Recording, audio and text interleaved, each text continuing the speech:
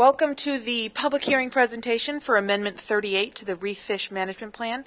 It deals with shallow water grouper accountability measures. So we'll start with the issue. Right now, the current accountability measures that are in place for gag and red grouper might prevent optimum yield from being achieved for several shallow water groupers. Now, I'll break that down a bit because it's kind of complicated. We'll start with an accountability measure, which is an action that's taken to prevent harvest from exceeding the annual catch limit. And when the annual catch limit is exceeded, accountability measures can mitigate that overage. Optimum yield is the amount of fish that can be taken that provides the greatest overall benefit to the nation while taking into account the protection of marine ecosystems. It's based on maximum sustainable yield, which is the greatest amount of fish that can be harvested from a stock overall, but it is reduced by any relevant economic, social, or ecological factors. And then in the case of an overfished stock, optimum yield allows for the rebuilding of the stock. It allows for a stock to rebuild to a slightly higher spawning stock level than it would if we were fishing at maximum sustainable yield. And it provides a buffer against future overfishing or natural incidences such as red tide events.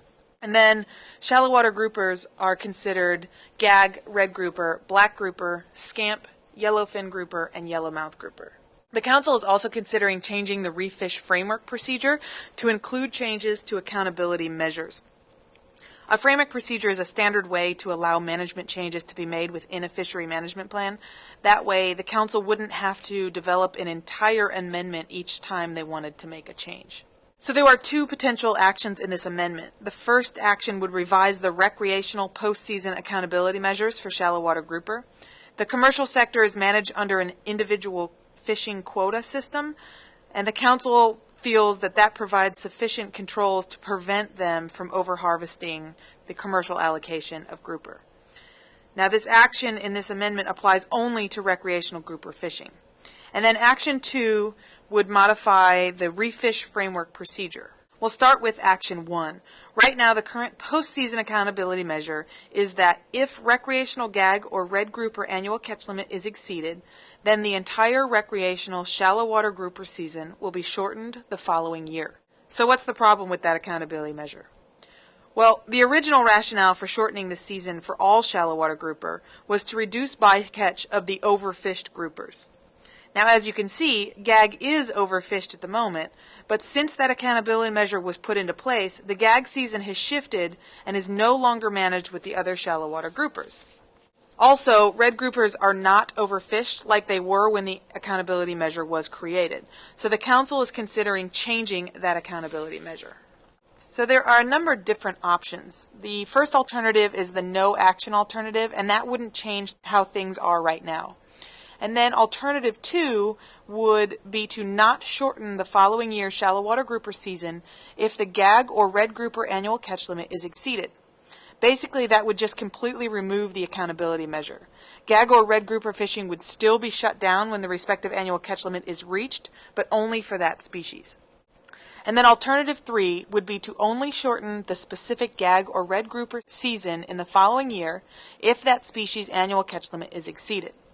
Alternative 2 and 3 are similar in their effect, but there are two differences. The first difference is that Alternative 2 would monitor the recreational catches over the course of the season and would close the season when the annual catch limit is projected to be reached.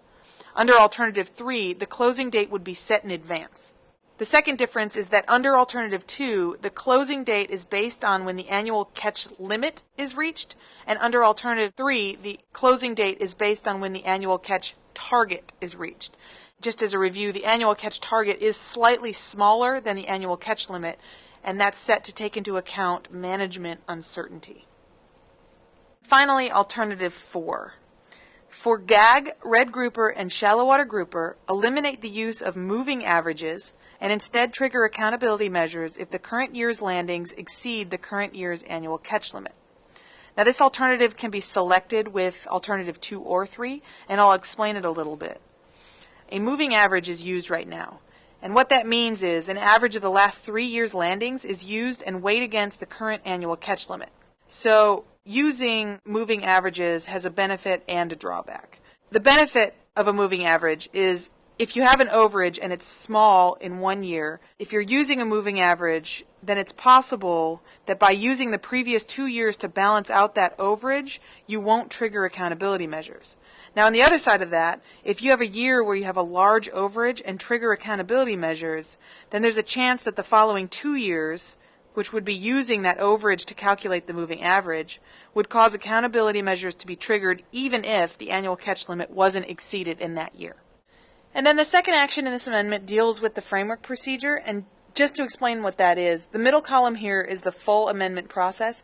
It takes a long time, and it allows for multiple opportunities for the public, the council, and the advisory panels to look over the options that are being developed before a final decision is made.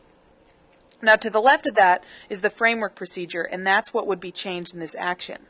The framework procedure allows for faster implementation of changes than the full amendment process. There's two different types of framework procedures. The closed framework procedure would be used in cases where there's a very specific cause and effect. It happens automatically without any further council input. For example, a closed framework action would be if an annual catch limit is expected to be met in a season, then the regional administrator would have the authority to close that fishing season for the rest of the year. Now, an open framework procedure is a little bit different. It does allow for some public input, and it is typically used for changes to things like permitting or changes to size limits, bag limits, or seasons. Now, the Council is considering making some changes to that framework procedure so that accountability measures could be changed within the procedure. So what are the options? The first option is Alternative 1, and that's the no action alternative. It would not change the framework procedure. So changes to accountability measures would continue to require a full plan amendment. Alternative 2 would allow for a number of different changes to be made to accountability measures under the framework process. Those in-season framework changes that could be implemented or changed would include closure procedures, catch limits, designation of existing limited access privilege programs as accountability measure, gear restrictions, and then under Alternative 2, the post-season accountability measures that could be implemented or changed by the framework would be season length adjustments, closed season changes, and bag, trip, or possession limits, reductions of annual catch limit or annual catch target, removal of scheduled increases for annual catch limit or annual catch target, gear restrictions, and reporting and monitoring requirements. And then Alternative 3 for this action would also allow for some changes to be made to accountability measures under the framework procedure. This alternative is more limited in its scope than Alternative 2. The in-season accountability measures that could be changed under this framework would be closure procedures and trip limits. And then the post-season accountability measures that could be changed under the framework would be season length, bag, trip, or possession limits. Unlike Alternative 2, this alternative only allows changes to be made to existing accountability measures. An initial implementation of accountability measures would still require a full plan amendment. And then the final alternative for this action would be to make editorial changes to framework procedure in order to reflect changes to the names of advisory committees and panels. And this alternative can be selected along with any of the previous alternatives for this action. And just to give you an example of what these editorial changes would be, we have an advisory panel that has been renamed. Rather than refer to the specific names of the panels, this change would result in the framework procedure referring to more generic advisory committees and panels. That way, if a panel's name changes again, it wouldn't be necessary to revise the entire framework procedure to reflect that change. So now you have an idea of what the Council is looking at changing and of each alternative contained within those actions. If you want to know more, you can read the full document at this link below.